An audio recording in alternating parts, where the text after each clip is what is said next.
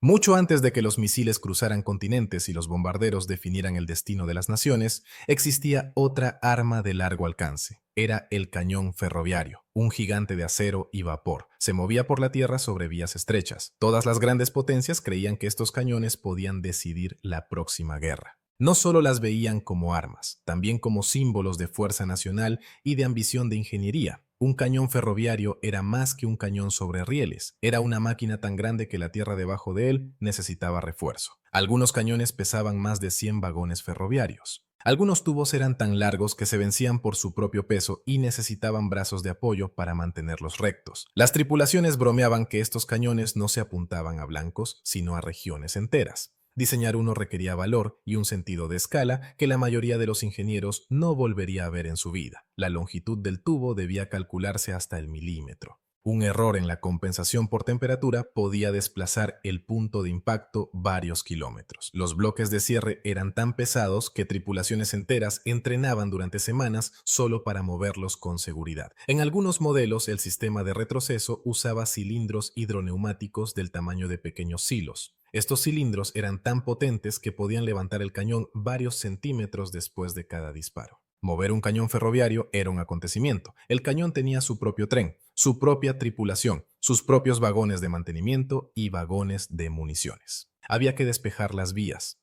inspeccionar los puentes y medir los túneles 2 veces. En algunos países, los ingenieros construían tramos curvos de vía en una sola noche, solo para apuntar el cañón a un nuevo objetivo. En otros, las cuadrillas escondían los cañones dentro de túneles largos, los sacaban rodando solo cuando hacía falta. Hacían unos cuantos disparos, luego los devolvían a la montaña antes de que los aviones enemigos los encontraran. Para muchos soldados, la primera vez que vieron un cañón ferroviario se sintió casi irreal. El cañón llenaba el horizonte, la estructura de acero parecía el esqueleto de un edificio sin terminar, la maquinaria ocupaba cada rincón, pasamanos, escaleras, grúas de carga, elevadores de pólvora. No era un arma a la que uno se acercara a la ligera. Era un lugar donde se trabajaba, un lugar donde se vivía y a veces un lugar donde se moría. Cargar el cañón era un ritual de fuerza y sincronía. Un proyectil podía pesar tanto como varios hombres. La carga de pólvora venía en sacos largos de tela, guardados en cajas selladas. La grúa movía el proyectil hasta su lugar. Los cargadores lo empujaban adentro con varas largas.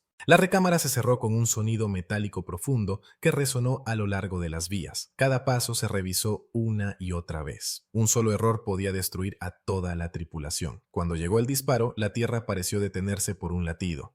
Hubo un destello, un estruendo profundo que sacudió el pecho. El polvo se elevó en oleadas, los pájaros se dispersaron, las hojas temblaron en los árboles, el retroceso empujó todo el cañón hacia atrás por las vías. En algunos modelos, la cureña llegaba a rodar varios metros y había que devolverla a su sitio con un cabrestante. Hasta los artilleros veteranos sintieron el disparo en los huesos. Los proyectiles volaron lejos. Algunos impactaron baterías costeras. Algunos cayeron en nudos ferroviarios muy detrás de las líneas enemigas. Algunos impactaron fuertes de montaña construidos en el siglo anterior. El daño fue enorme. Un impacto directo podía romper el concreto, partir el acero o colapsar túneles. Un cañón ferroviario francés probado en la década de 1920 podía disparar tan lejos que había que incluir la curvatura de la tierra en la tabla de tiro. Eran armas hechas para otra escala de guerra, pero pese a su tamaño y poder, los cañones ferroviarios tenían debilidades, eran lentos, necesitaban una logística perfecta, requerían vías en buen estado y locomotoras lo bastante fuertes para moverlos.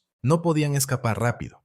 Y cuando los aviones entraron en la guerra con fuerza, los cañones se volvieron presa fácil. Algunas tripulaciones construyeron graneros de madera alrededor de sus cañones para ocultarlos. Otras los camuflaron con pintura y redes. Una batería costera usó filas de parras para ocultar el cañón de los aviones de reconocimiento.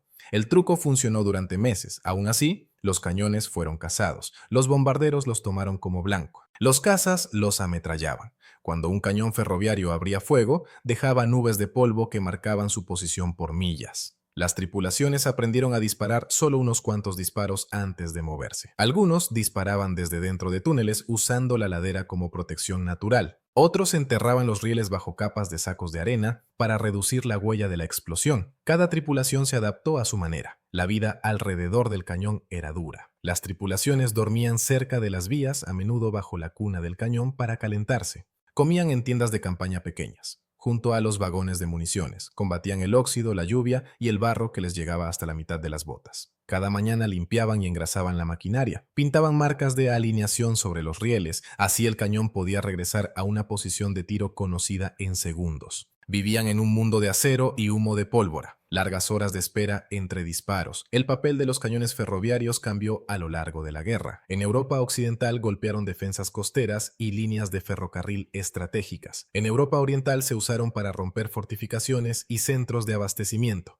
En el Mediterráneo bombardearon puertos desde detrás de los acantilados. En el Pacífico, ambos bandos usaron cañones costeros montados sobre rieles para defender puertos y estrechos angostos. Cada cañón contaba su propia historia. Algunos fueron capturados y usados por el enemigo. Algunos fueron destruidos por sus propias tripulaciones para evitar la captura. Unos pocos sobrevivieron a la guerra casi intactos, preservados como reliquias de una época perdida. A mediados de los años 40, el mundo cambiaba demasiado rápido para ellos. Los bombarderos podían llevar más destrucción que un cañón ferroviario. La artillería móvil podía disparar y moverse antes de que llegara el fuego de contrabatería. Los tanques llevaban cañones pesados directamente al combate. Cohetes y proyectiles guiados empezaron a aparecer. La era del cañón ferroviario se desvaneció, no con un final estruendoso, sino en una silenciosa irrelevancia. Aún así, la historia sigue siendo poderosa. Habla de ambición, de invención y de la creencia de que el simple tamaño podía moldear la victoria. Habla de hombres que trabajaron con máquinas muy por encima de la escala normal, hombres que estuvieron al lado de gigantes de acero y sintieron la onda de choque recorrer sus cuerpos. Hombres que operaron armas que dominaban los paisajes y sacudían pueblos lejanos con cada disparo. El cañón ferroviario ya no está, pero su sombra aún se extiende a través de la historia. Nos recuerda una época en que la guerra se movía sobre rieles.